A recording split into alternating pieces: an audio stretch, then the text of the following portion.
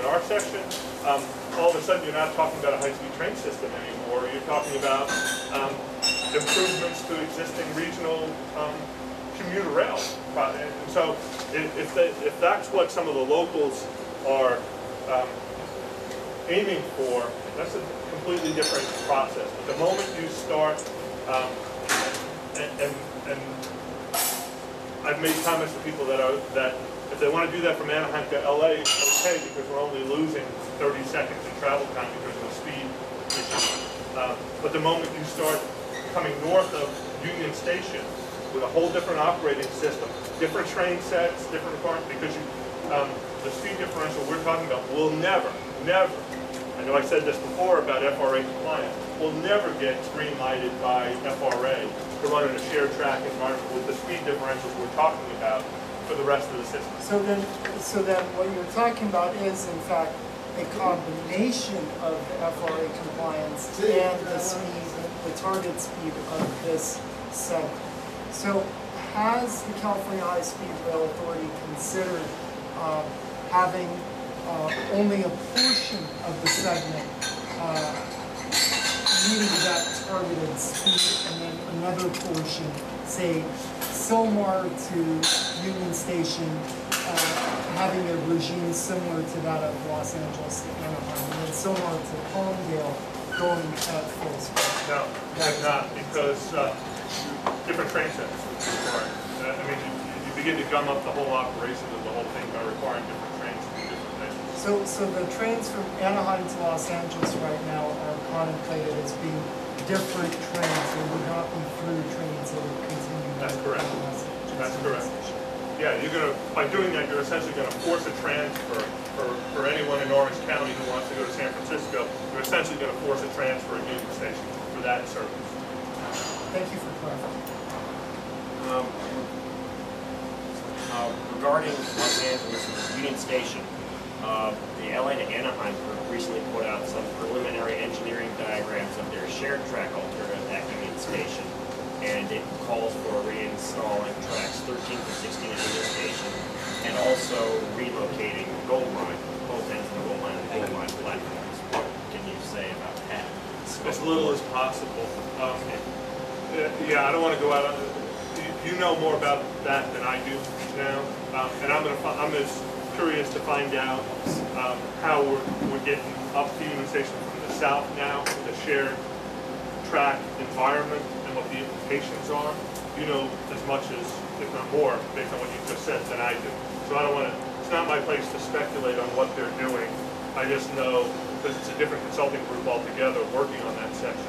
I just know it's creating challenges for us figuring out how we get north and down and out of the way of Cornfields Park and Rio de Los Angeles State Park and the like. And we'll find out more about that in the next couple of weeks. And you're both making decisions kind of jointly on Union Station. Yeah. Oh yeah. Yeah. At the end of the day, obviously. Yeah. So, and we're not on the same page yet. So we need to get there. I have some questions. How many years will it take to build any of these bullet projects? To go to Anaheim or anywhere. When would they expect to start? Well, the goal is to be in revenue service from Anaheim to San Francisco, end of 2019, early 2020. We'll be on wheelchairs by then. You know, I'm hoping to drink a little bit of that magic youth elixir to be around to ride it. Yeah, I mean, this is a huge infrastructure project, huge. And it, you know, even going full speed ahead, and when we're not going full speed ahead because we have fits and starts with the budget process with the state and all of that. But even going full speed ahead, I mean, it's 6 years from when the first spade of dirt to when you cut the ribbon on this thing. It's 6 years of construction time for the whole system. So 9 years, you're expecting 9 years at least to have the first phase completed, or all the phases for the bullet trains? Well, the first phase that will be in revenue service is contemplated to be Anaheim, LA to San Francisco. That's expected to be, it'll be built out in different segments. By 2019? By 2019? By 2019, yeah. Wow. The end of 2019, on a good day. Tell them to hurry up, work faster. You know, if we could, you know, nothing would make me happier. And this is the critical, this is the critical year when and we determine much more specifically what the timeline's going to be, where the money's coming from, who the private sector partners are going to be, all that's going to have to get worked out now. Yeah, Let me go okay, here and over that. Just a few years ago, we voted on a bond measure to fund high-speed rail in California. My question is, how has that money already been spent? No. Or, I mean, will we have to vote on another bond measure pretty soon? I can't answer that question because you might. But one of the good things about where we are from a budget standpoint with regards to our budget for high-speed rail, because of the language in the bond measure, our budget for this fiscal year for high-speed rail has already been approved by the High-Speed Rail Authority staff and the board. We just can't spend it. It's not authorized until the broader state budget gets approved. But it can't get rated. It's not subject to attack it's not subject to being cut because the money is sequestered in its own pot, and the bonds have been sold, or enough bonds have been sold already to fund all of the sections for this fiscal year. So once the overall state budget gets approved, we'll be good to go for the next year. So it's sort of a good news, bad news. I mean, Is that just the for the money's environmental there. impact report, or is that for construction too? Oh, that money's, only 10% of that money can be spent for engineering. So most of that, the vast majority of that money is earmarked for construction. So, okay. How many jobs do you expect to be increased because of the bullet train? How many thousands or hundreds of jobs will be increased? The High-Speed Rail Authority has a number on the website. I don't like to cite the number because I don't know. I think it's, I don't think they know either, is why I don't like to cite it. But I believe they have like a number like 50,000 new jobs. That's good. It's a, rather than a number, I would just say that, this is a huge project. It's a huge economic development opportunity. There's going to be thousands of jobs. There's going to be a lot of jobs created, both short-term construction jobs as well as long-term jobs to operate, maintain, run, plan, design, all that sort of stuff. So I'll just leave it at that. It's many thousands, whether it's 50,000, 70,000, 25.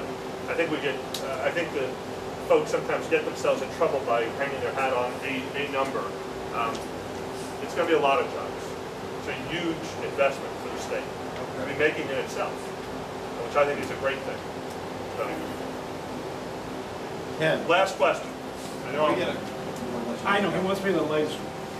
I read a lot of stuff on the internet, and we're coming up against a lot of NIMBY groups, unquote.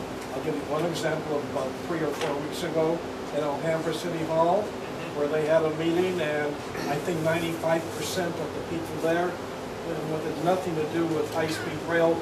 This case not going to Providence, or going on the 10 East. Right. But the question is, we ran into a lot of this, and Bart told me there was supposed to be some lawsuit. Maybe he can elaborate later. I don't know what happened, but he didn't tell me yet. But anyway, how are you dealing with all of this? You see more opposition with all the NIMBY groups. Have the same thing in my area of Culver City with Expo now. That I just got an email. But how you basically deal with Laser Ken. I just finished. Thank you. You're welcome. You deal with it like you do on every project. I mean, you do the best you can. You provide information to people early and throughout the process.